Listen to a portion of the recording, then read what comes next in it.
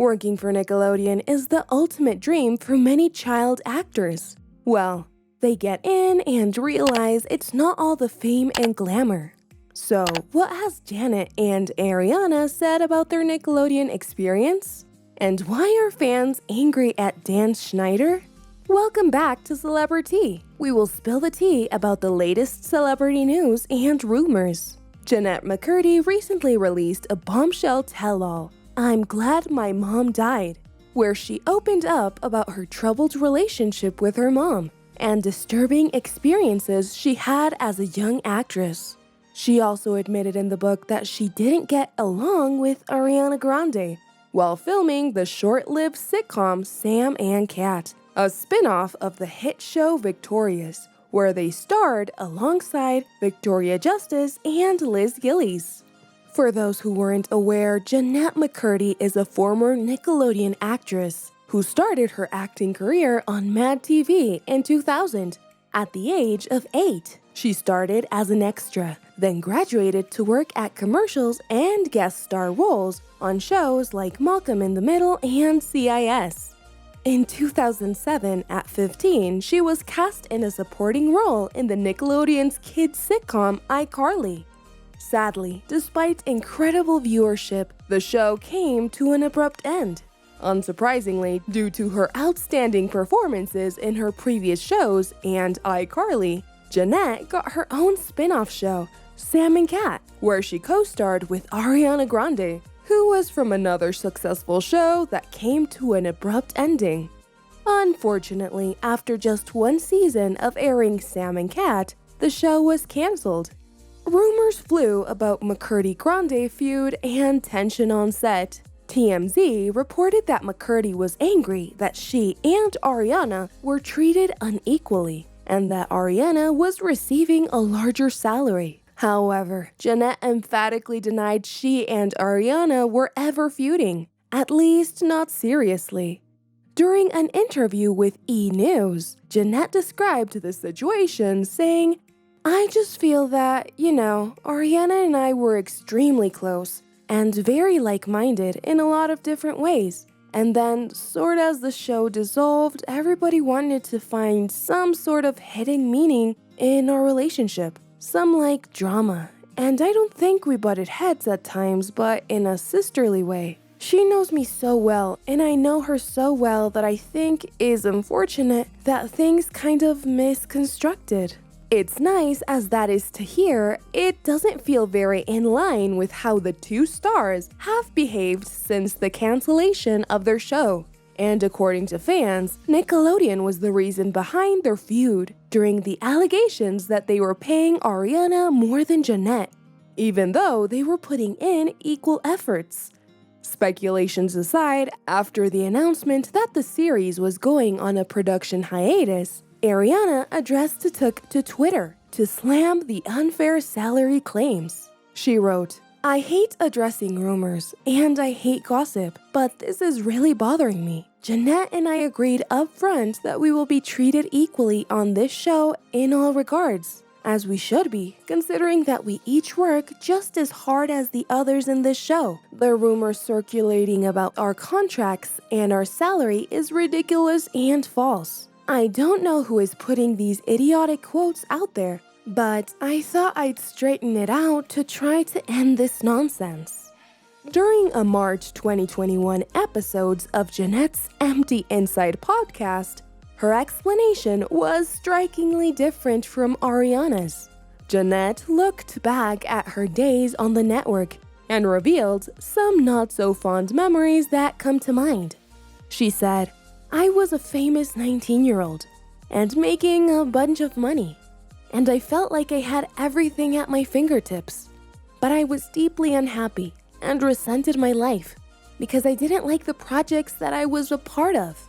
When further discussing her past projects, Jennette explained why it proved difficult to tell the truth about her past experiences. She said, "The shows that I was on were loved by so many people and so many kids, and I hear constantly, 'You made my childhood,' and that's great that they had that experience. But that was not my experience." In the new publication of her 2022 memoir, Jennette dropped a few clues about how she really felt about her co-star and their spin-off series. She also claims that Nickelodeon prevented her from pursuing other career opportunities during Sam and Cat, and she would sometimes act with a box while Ariana would miss work to pursue her career. In the continuation of her memoir, she talks about the trauma she went through while at Nickelodeon. She recounts how, at the age of 8, she was pushed into acting, encouraged to restrict her eating to prevent her breasts from getting bigger, and singled out as her family's breadwinner by her possessive mother, who controlled her life and career, leading to anxiety and self-loathing that played out in unhealthy ways. Jennette claims that she was subjected to misconduct and manipulation at the hands of a man identified as the creator, believed to be amongst the Nickelodeon's production staff. During an interview with Canada's CBC last week, Jennette said, "No child is psychologically, emotionally, mentally equipped for the obstacles of a child's stardom, even if they have the greatest support system around them." Well, as Jennette's words about the creator made rounds on social media, another name began trending: Dan Schneider, the prolific Nickelodeon producer behind hits like iCarly and Sam and Cat. Schneider's abrupt exit from Nickelodeon raised eyebrows in 2018. At the time, Deadline reported that members of Schneider's staff had filed multiple complaints of abusive behavior against him. Cases of concern included Schneider's well-documented temper and his previous tweets containing photos of young female actors' toes. Other issues including bloated budgets and grueling production hours, as well as Schneider's reluctance to share products and office space with shows outside his own shingle, were also listed as contributing facts. Nickelodeon, for their part, kept their statement vague, claiming that Schneider agreed not to extend their current deal. Last year, an iCarly reboot premiered on Paramount Plus without Schneider's participation. Weeks later, Schneider finally addressed the allegations, but declined to comment on the network investigation, as he began fishing for a comeback in an interview with the New York Times. Schneider denied even behaving inappropriately and said he did not leave Nickelodeon at bad terms. Instead, he attributed his departure to a period of exhaustion. He called the online discussion surrounding his show's use of feet ridiculous, and added, "The comedy was totally innocent." In Jennette's memoir, she disagrees with Schneider's statements as she explores the child star's toxic relationship with the creator.